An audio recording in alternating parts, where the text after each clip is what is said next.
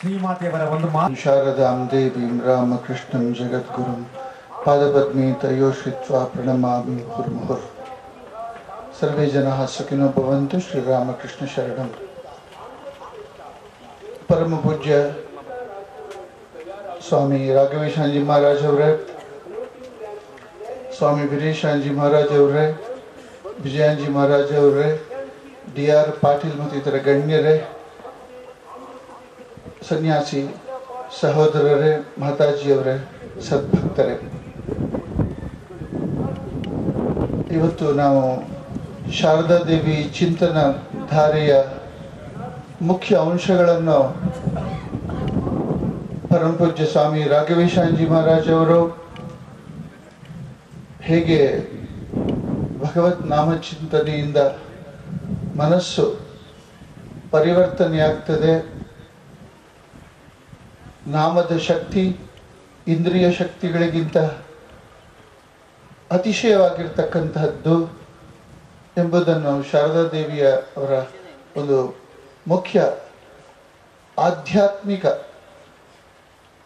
ಬೋಧನೆ ನಮ್ಮ ಮನಸ್ಸನ್ನು ಪರಿವರ್ತನೆಗೆ ಒಳಪಡಿಸುವಂತಹ ಒಂದು ಮುಖ್ಯ ವಿಷಯವನ್ನು ನಮ್ಮ ಮುಂದೆ ಇಟ್ಟಿದ್ದಾರೆ. ಡಿ.ಆರ್. ಪಾಟೀಲ್ ಅವರು ತಮ್ಮ ನಿತ್ಯ ಜೀವನದ ನಿಜ ಜೀವನದ ಒಂದು ಘಟನೆಯನ್ನು ತೆರೆದಿಟ್ಟು ಹೇಗೆ ಶಾರದಾ ದೇವಿಯವರ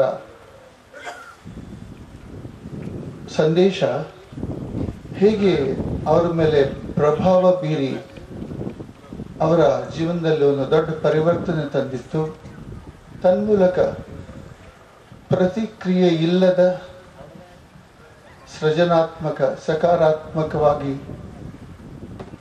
ತನ್ನ ಬಾಳ್ವೆಯನ್ನು ಅವರು ಹೇಗೆ ಬದಲಾಯಿಸಿಕೊಂಡು ಪ್ರತಿಯೊಬ್ಬರ ಹತ್ರನೂ ಕೂಡ ಪ್ರೀತಿ ವಿಶ್ವಾಸದಿಂದ ಯಾವ ಥರದ ಕ್ಲೇಶಕ್ಕೊಳಗಾಗದೆ ವ್ಯವಹರಿಸುವ ಒಂದು ರೀತಿ ನೀತಿ ಮತ್ತು ಹೊಸ ಬಾಳ್ವೆಯ ಒಂದು ಅವರ ಚಿಂತನವನ್ನು ನಮ್ಮ ಮುಂದೆ ಇಟ್ಟರು.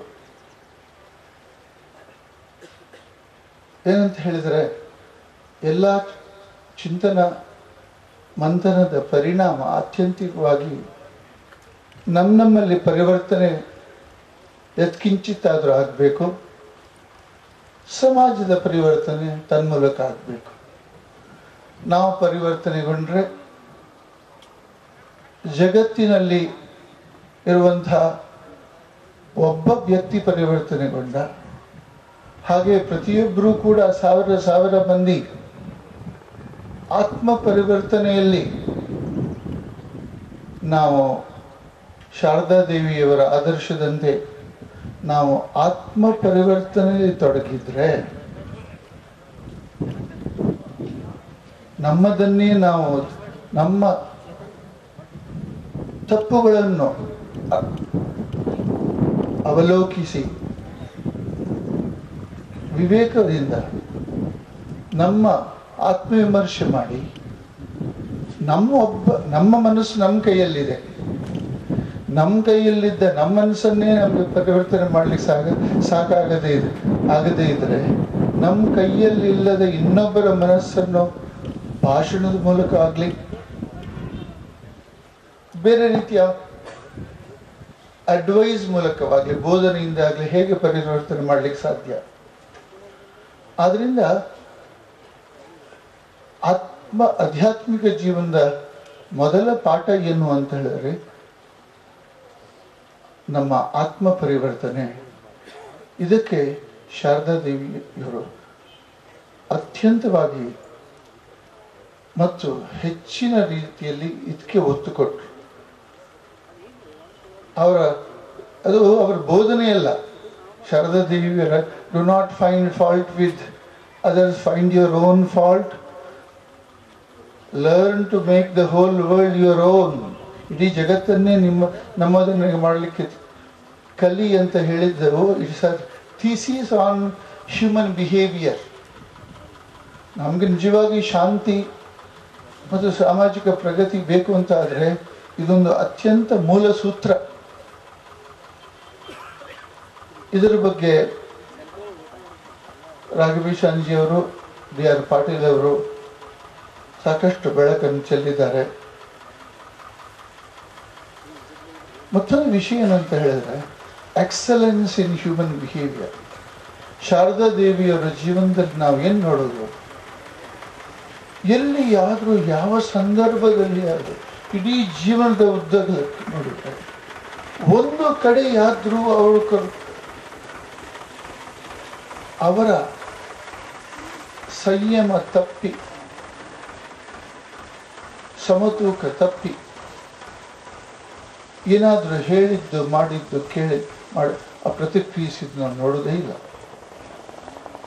ಎಂಥ ಒಂದು ದೊಡ್ಡ ತಪಸ್ಸಿದು. ಯಾವ ಕಷ್ಟದ ಪರಿಸ್ಥಿತಿಯನ್ನು ನಾವು ನೋಡ್ತಾ ಇದ್ದೇವೆ, ಎಷ್ಟೆಷ್ಟು ಕಷ್ಟದ ಪರಿಸ್ಥಿತಿಯಲ್ಲಿ ಕೂಡ ಮಾತೆ ಶಾರದಾದೇವಿಯವರು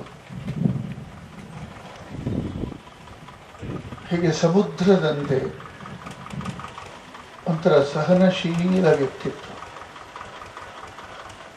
ಕ್ಲೇಶರಾಹಿತ್ಯ, ಯಾವಾಗಲೂ ಪ್ರೀತಿ ವಿಶ್ವಾಸವನ್ನು ಹೊರಹೊರಿಸ್ತಾ ತಮ್ಮ ಮತ್ತು ಕರ್ತವ್ಯವನ್ನು ಮಾಡಿ ತಮ್ಮ ನಿತ್ಯ ಜೀವನ, ತಮ್ಮ ಮಾತು ಅದನ್ನು ಜನರ ಎದುರಿಗಿಟ್ಬಿಟ್ಟು ಸಹಜ, ಸರಳ, ಸುಲಭ, ಸುಂದರವಾಗಿರ್ತಕ್ಕಂಥ ಒಂದು ಜೀವನ. ನಾವು ಮಾತೆ ಶಾರದಾ ದೇವಿಯಿಂದ ಏನು ತಿಳಿಬಹುದು ಅಂತ ಹೇಳಿದ್ರೆ, power of silence, power of humility, power of love, power of forgiveness, power of utter simplicity, power of transparency, power of open-heartedness. ಇದನ್ನು ನಾವು ನೋಡಬಹುದು. ಸರಳತೆಗೆ ಎಷ್ಟೊಂದು ಅದ್ಭುತ ಶಕ್ತಿ ಇದೆ. ನಾವು ಅಹಂಕಾರದಿಂದ, ಕ್ಲೇಶದಿಂದ, ವೈಮನಸ್ಸಿನಿಂದ, ಬೇರೆ ಬೇರೆ ರೀತಿಯ ಕಂಪ್ಯಾರಿಟಿವ್ ಈ ಬಿಹೇವಿಯರಲ್ ಪ್ಯಾಟರ್ನ್, ಎಲ್ಲರನ್ನು ಇನ್ನೊಬ್ಬರಿಗೆ ನಾವು ಕಂಪೇರ್ ಮಾಡಿಕೊಂಡೇ ಹೆಚ್ಚು ಕಡಿಮೆ, ಮೇಲೆ ಕೆಳಗೆ, ಆಚೆ ಈಚೆ ಮಾಡ್ತಾ ಮನಸ್ಸಿನ ತಾಕಲಾಟಗಳು, ಅಹಂಕಾರದ ಕುಣಿದಾಟ, ಆ ಮ್ಯಾನಿಪ್ಯುಲೇಟಿವ್ ಮೈಂಡ್, ಶುಚಿಯಾದ, ಸರಳವಾದ, ನೇರವಾದ ಪ್ರೀತಿ, ತಾಯಿ ಹೇಗೆ ಮಗುವಿನ ಮೇಲೆ ಹೊರಹೊಮ್ಮತದಲ್ಲ, ಸರಳ, ನೇರ, ಸುಲಭ, ಸಹಜ,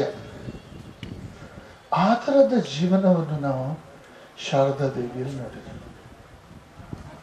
ಶ್ರೀರಾಮಕೃಷ್ಣರು ಒಂದು ಕಡೆ ಹೇಳ್ತಾರೆ, God is simplest. If you want to experience God, try to be simple. It is more important to be simple and pure rather than fill the mind with heavy, distracting, even the heavy spiritual, intellectual ideas. ಭಗವಂತ ಅತ್ಯಂತ ಸರಳ.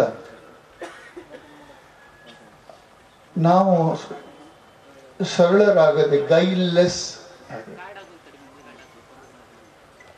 ಪಾಂಡಿತ್ಯದಿಂದ, ಚತುರತೆಯಿಂದ, ಮ್ಯಾನಿಪ್ಯುಲೇಟಿವ್ mind ಇಂದ ಭಗವಂತನ ದಾರಿಯಲ್ಲಿ ಮುನ್ನಡೆಯಲಿಕ್ಕೆ ಸಾಧ್ಯ ಇಲ್ಲ. ಅಹಂಕಾರ ಎಂಬ ದಿನ್ನೆಯ ಮೇಲೆ ದೇವರ ಕೃಪೆ ಎಂದು ನಿಲ್ಲುವುದಿಲ್ಲ. ಅದು ಸುರಿತಾನೆ ಇರ್ತದೆ, ಆದರೆ ಹರಿದು ಹೋಗ್ಬಿಡ್ತದೆ. ಆದ್ರಿಂದ ಸರಳತೆಯ ಅದ್ಭುತ ಶಕ್ತಿಯನ್ನು ಶ್ರೀ ಮಾತೆಯ ಜೀವನದಲ್ಲಿ ನಾವು ನೋಡ್ಬೋದು.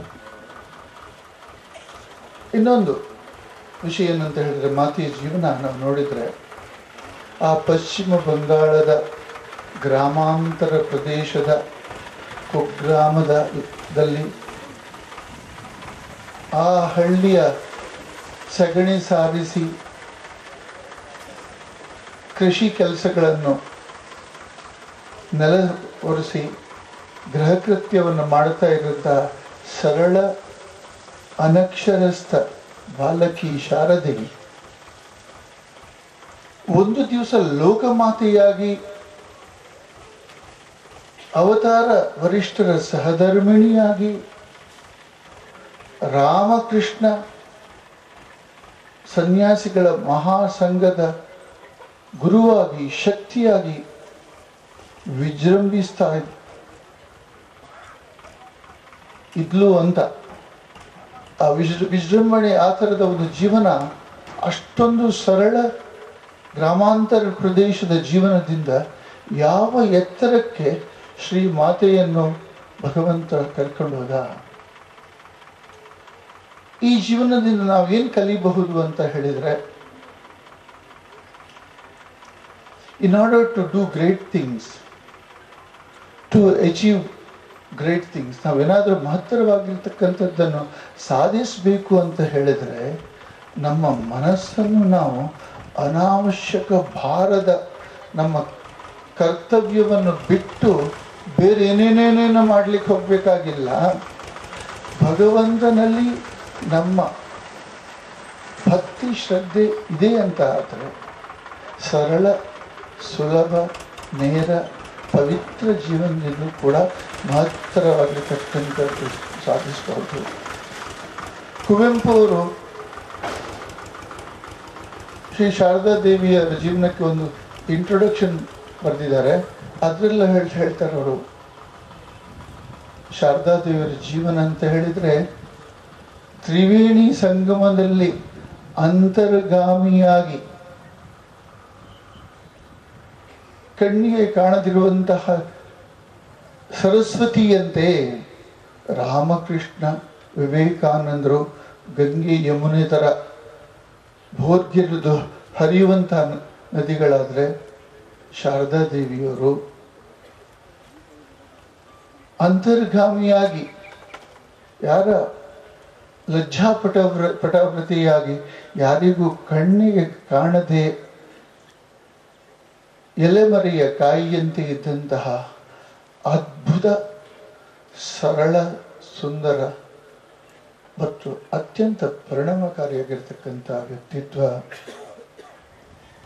ದೂರದಿಂದ ಕೇಳುವಂತಹ ಇಂಪಾದ ವೀಣಾ ವಾದನದಂತೆ ಅವರ ಜೀವನ ಮತ್ತು ಅವರ ಚಿಂತನೆ, ಅವರ ಬೋಧನೆಗಳು ಅಷ್ಟೊಂದು ತಂಪಾಗಿ ಮನಸ್ಸು ಮೇಲೆ ಪರಿಣಾಮವನ್ನು ಬೀರಿ ನಮ್ಮನ್ನು ನಮಗೆ ಗೊತ್ತಿಲ್ಲದೆ ಅದು ಪರಿವರ್ತನೆಗೊಳಿಸ್ತದೆ. D.R. ಪಾಟೀಲ್ ಇವತ್ತು ವಿವರಿಸಿದ್ರು ಹೇಗೆ ಅವರು ಹಠಾತ್ತಾಗಿ ಅದನ್ನು ಶಾರದಾ ದೇವರ ಇನ್ನೊಬ್ಬರ ತಪ್ಪನ್ನು ಕಂಡು ಹುಡುಕಬೇಡ ಎಂಬುದನ್ನು ತಕ್ಷಣ ಅವರು ಹೇಗೆ ಇಂಪ್ಲಿಮೆಂಟ್ ಮಾಡಿದ್ರು ಎಂಬುದನ್ನು ಹೇಳಿದರು. ಆದ್ದರಿಂದ ನಾವು ಏನು ಇನ್ನೊಂದು ಕಲಿಬೇಕಂತ ಹೇಳಿದರೆ, ನಾವು ನಮ್ಮ ಗೃಹಕೃತ್ಯ ನಿತ್ಯ ಜೀವನದ ಕೆಲಸಗಳನ್ನು ಮಾಡ್ತಾ ಅದ್ಭುತವಾಗಿರ್ತಕ್ಕಂಥ ಅಧ್ಯಾತ್ಮ ಸಾಧನೆ ಮಾಡಬಹುದು. ಹಿಮಾಲಯದಲ್ಲಿ ಗುಹೆ ಕಂದರಗಳಲ್ಲಿ ತಪಸ್ವಿ ಜೀವನದಿಂದ ಮಾಡಿದ್ರೆ ಮಾತ್ರ ಭಗವಂತನ ಕೆಳಗಿಳಿಸ್ಲಿಕ್ಕಾಗುವುದಿಲ್ಲ. ನಾವು ನಿತ್ಯ ಜಪ ಸಾಧನೆಯಿಂದ ಜನಮನದ ಮಧ್ಯದಲ್ಲಿ ಇದ್ದುಕೊಂಡು ನಾವು ನಮ್ಮ ಸಾಧನೆಯನ್ನು ಮಾಡಬಹುದು. ಅದರಿಂದ ಯಾರು ಹಿಮಾಲಯದಿಂದ ತಪಸ್ಸಿನಿಂದ ಏನು ಸಾಧಿಸಿದ್ದಾರೋ ಅದನ್ನು ನಾವು ಇನ್ನೂ ಸುಲಭವಾಗಿ ಸಾಧಿಸಲಿಕ್ಕೆ ಸಾಧ್ಯ ಅಂತ ಎಂಬುದನ್ನು ಶಾರದಾ ದೇವಿಯವರು ಕೂಡ ಎಲ್ಲ ಥರದ ಸಂಸಾರದ ತಾಪತ್ರಯಗಳ ಮಧ್ಯದಲ್ಲಿ ಇದ್ದುಕೊಂಡು ಎಲ್ಲ ಥರದ ಕಷ್ಟವನ್ನು ಸಹಿಷ್ಣುತೆಯಿಂದ ತಾಳಿ ಸಹಿಷ್ಣುತೆ ತಪಸ್ಸು ಅಂತ ತಿಳ್ಕೊಂಡು ರಾಮಕೃಷ್ಣ ಗತ ಪ್ರಾಣ ತನ್ನಾಮ ಶ್ರವಣ ಪ್ರಿಯ ತದ್ಭಾವರಂಜಿತಾಕಾರಂ ಪ್ರಣಮಾಮಿ ಭೂಮಿ, ಎಲ್ಲ ಭಗವಂತನ ಆ ಭಾವದಿಂದ ತುಂಬಿದ ಮನಸ್ಸು ಹೃದಯ. ಭಗವಂತನ ಸಾಕ್ಷಾತ್ಕಾರ ಎಂಬುದು ತುಂಬ ಕಷ್ಟ ಅಂತ ನಾವು ತಿಳ್ಕೊಳ್ತೇವೆ. ಶಾರದಾ ದೇವಿಯ ಜೀವನ ಎಷ್ಟೊಂದು ಸುಲಭವಾಗಿ ಮಾಡಬಹುದು. ದಿನನಿತ್ಯದ ಕರ್ತವ್ಯಗಳ ಮಧ್ಯದಲ್ಲಿ ನಾವು ಅದನ್ನು ಹೇಗೆ ಸಾಧಿಸಬಹುದು ಎಂಬುದರ ಪ್ರಾಯೋಗಿಕ ಆಧ್ಯಾತ್ಮಿಕ ಜೀವನವನ್ನು ಮಾಡಿ ಸಾಧಿಸಿ ನಮಗೆ ತೋರಿಸಿದ್ದಾರೆ. ಆದ್ರಿಂದ ಒಂದು ಕ್ರಿಶ್ಚಿಯನ್ ಪಾದ್ರಿ ಒಬ್ಬ ದೊಡ್ಡ ರೆಸಿಡೆನ್ಷಿಯಲ್ ಸೆಟಪ್ನಲ್ಲಿ 108 ಜನಗಳ ಮಧ್ಯದಲ್ಲಿ ಅವನಿಗೆ ಪೋಸ್ಟಿಂಗ್ ಕೊಟ್ಟಿರುತ್ತೆ. ಇದರ ಮಧ್ಯದಲ್ಲಿ ಇದ್ದುಕೊಂಡು ನಾನು ಹೇಗಪ್ಪ ನಾನು ಸಾಧನೆ ಮಾಡಲಿ ಅಂತ ಅವನ ಗುರು ಹತ್ರ ಹೋಗಿ ಕೇಳ್ತಾನಂತೆ. ನೋಡಿ, ನಾನು ಇಷ್ಟೊಂದು ಗಲಾಟೆ ಮಧ್ಯದಲ್ಲಿದ್ದೇನೆ, ನನಗೆ ಸ್ಪಿರಿಚುವಲ್ ಲೈಫ್ ಇದರ ಮಧ್ಯದಲ್ಲಿ ಸಾಧ್ಯ ಇಲ್ಲ ಅಂತ, ಕಷ್ಟ ಅಂತ ಹೇಳ್ದ. ನೀವೇನು ಇದಕ್ಕೇನು ಪರಿಹಾರ? Let the body B among people but the mind be with god ಅಂತ ಹೇಳೋದು ಅಂತ. Let the body B among people but the mind be with god ಅಂತ ಇಷ್ಟು ಹೇಳಿ ಆ ಹಿರಿಯ ಕ್ರಿಶ್ಚಿಯನ್ ಫಾದರ್ ಹೇಳಿಬಿಟ್ಟು ಅವನು ವಾಪಸ್ ಹೌದಾ. 3 ದಿವಸ ನಂತರ ಬಂದು ಪುನಃ ಅದನ್ನೇ ಸಮಸ್ಯೆ, ಇಲ್ಲ ನಿಂದ ಸಾಧ್ಯ ಇಲ್ಲ ಅಂತ ಹೇಳಿದನು. ಪುನಃ ಅವನು ಅದೇ ಹೇಳಿದ, let the body B among people and the mind be with god ಅಂತ. ಈ 3-4 ಸರಿ ಈ ಥರ ಬಂದಾಗ ಆ ಕ್ರಿಶ್ಚಿಯನ್ ಪಾದ್ರಿ ಅದನ್ನೇ ಹೇಳಿದ, let the body B among people but the mind be with god ಎಂಬುದನ್ನು ಡಿಫರೆಂಟ್ ಟೋನ್ನಲ್ಲಿ ಹೇಳಿದ ಅಂತ ಅಷ್ಟೇ. ಆಗ ಅವನಿಗೆ ಅರ್ಥ ಆಯಿತು. ಆಮೇಲೆ ಅವನು ಹಿಂದೆ ಬರಲೇ ಇಲ್ಲ, ಅದನ್ನೇ ಸಾಧನೆಯಾಗಿ ತೆಗೆದುಕೊಂಡ್ಬಿಟ್ಟು ಅವನು ಭಗವಂತನ ನಾಮವನ್ನು ನಾನು ಎಂಬುದನ್ನು ಹೇಗೆ ಮರೆಯುವುದಿಲ್ಲ, ಆ ನಾನು ಎಂಬುದು ಜಾಗದಲ್ಲಿ ಭಗವಂತನ ಇರಲಿಕ್ಕೆ ಪ್ರಯತ್ನ ಮಾಡಿ ಎಲ್ಲ ಜನರ ಮಧ್ಯದಲ್ಲಿ ವಿಹರಿಸುತ್ತಾ ತನ್ನ ಕರ್ತವ್ಯ ಮಾಡ್ತಾ ಆ ಅಂತರ್ಮುಖ ಅರ್ಧ ಮನಸ್ಸು ಅಂತರ್ಮುಖ ಭಾವದಲ್ಲಿ ಇದ್ದುಕೊಂಡು ಸಾಧನೆ ಮಾಡಲಿಕ್ಕೆ ಪ್ರಯತ್ನ ಮಾಡಿದ. ಅವನಿಗೆ ಅದರಿಂದ ಅದ್ಭುತವಾಗಿರ್ತಕ್ಕಂಥ ಸಾಕ್ಷಾತ್ಕಾರ ಆಯಿತು. Neither skill nor knowledge is necessary to go to God. Neither skill nor knowledge is necessary to go to God, but the heart determined to love him. But the heart determined to love him and beat for him only is necessary ಅಂತ brother Lawrence ಹೇಳ್ತಾರೆ. ಆದ್ದರಿಂದ ಶಾರದಾ ದೇವಿಯ ಜೀವನ ಇದೇ ಥರ. ಆದ್ದರಿಂದ ಅವರು ಜಪಾತ್ ಸಿದ್ಧಿ ಅಂತ ಸರಳ ಸುಲಭವಾಗಿ ದೇವರ ನಾಮಸ್ಮರಣೆಯನ್ನು ಕೂತು ನಿಂತು ಕೆಲಸ ಮಾಡಿದ್ರು. ಆ ಪುರುಷೋತ್ತಮಜಿಯವರ ಹಾಡಿದ ಹಾಡು ಇನ್ನೂ ನೆನಪಾಗ್ತದೆ. ಕೃಷ್ಣ ಎನ್ನಬಾರದೆ ಮಲಗೆದ್ದು ಮೈ ಮುರಿದು ಏಳುತ್ತಲಿದ್ದೊಮ್ಮೆ ಕೃಷ್ಣ ಎನ್ನಬಾರದೆ.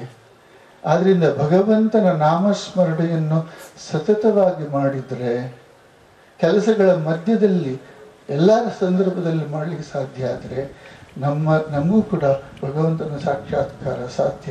ಅದನ್ನೇ ಶಾರದಾ ದೇವಿಯವರು ಜಪಾತ್ ಸಿದ್ಧಿ ಜಪಾತ್ ಸಿದ್ಧಿ ಜಪಾತ್ ಸಿದ್ಧಿ ಅಂತ ಹೇಳಿದರು. ಇಷ್ಟು ಹೇಳಿ ಕಾಲ ಮೀರಿ ಹೋಗ್ತಾ ಇದೆ.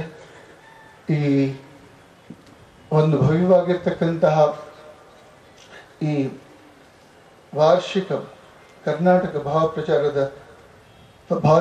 ಪರಿಷದ ವಾರ್ಷಿಕ ಸಮ್ಮೇಳನದಲ್ಲಿ ಭಾಗವಹಿಸಲು ಅವಕಾಶವನ್ನು ಕಲ್ಪಿಸಿಕೊಟ್ಟಂತಹ